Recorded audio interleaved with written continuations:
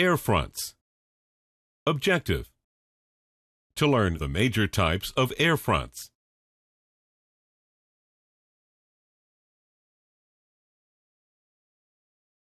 Huge air masses can be found all across our Earth. An air mass is a large area of air which has a similar temperature and humidity throughout. Fronts are the invisible boundaries that occur between two air masses. Based on the temperature of an air mass, a front can be either cold or warm. The masses don't mix, but instead one mass pushes the other along. This boundary is called a front.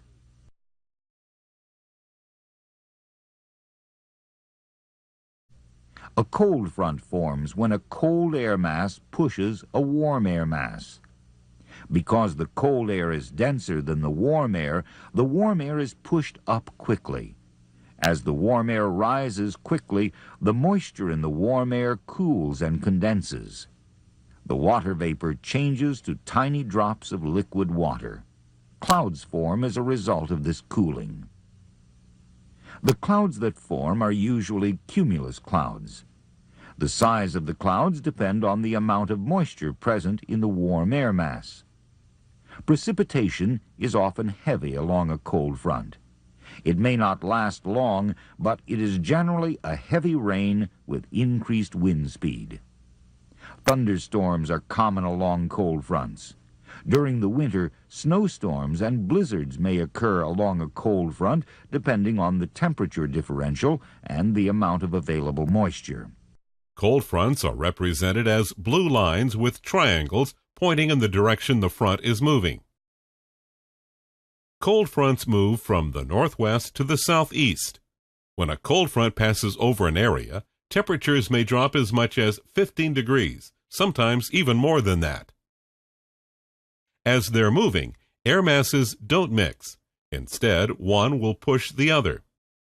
Cold fronts move faster than warm fronts. Cold air is denser than warm air, causing cold air masses to be harder to remove from the Earth's surface. So when cold and warm air masses meet, the cold front will move beneath the warm air, lifting it upwards. The incoming cold front will create a sudden drop in temperature along with heavy rain, and sometimes even hail, thunder, and lightning. The lifted warm air will produce clouds and thunderstorms.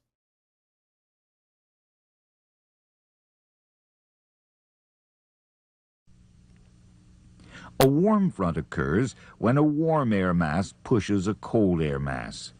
The warm air moves up and over the cold front. Notice that the movement of the warm air over the cold is at a much more gradual slope than at a cold front. The warm air does not rise as fast as it does in a cold front, so the clouds that form are different. They are thinner and spread out over a greater area. These clouds are called stratus. These high clouds are a sign that a warm front is approaching. A warm front moves through an area much slower than a cold front. The clouds associated with warm fronts are thick, low clouds that produce a steady, light rain. This may last for a day or more. A warm front is the border at the forward edge of a warmer air mass that is pushing a cold air mass. On weather maps, warm fronts are illustrated using red lines with semicircles on them. When this warm air pushes the cold air, the warm air will slide across the cold front. Compared with the cold air, the warm air will move much slower and form thin stratus clouds, which may cause drizzles.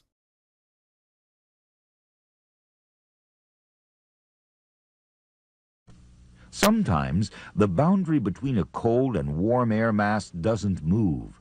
In that case, it is referred to as a stationary front. A stationary front often produces overcast weather and drizzles that last for several days. Stationary fronts are represented as alternating red and blue lines with blue triangles pointing towards the warmer air and red semicircles pointing towards the colder air.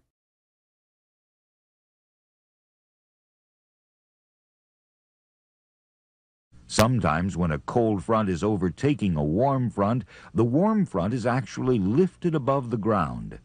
This may create drastic temperature changes and violent weather. This type of rare front is called an occluded front. Summary. Fronts are the boundaries between two air masses. A cold front is the forward border of a cold air mass which is pushing a warm air mass. A warm front is the forward border of a warmer air mass which is pushing a cold air mass. A stationary front occurs when the air masses do not move.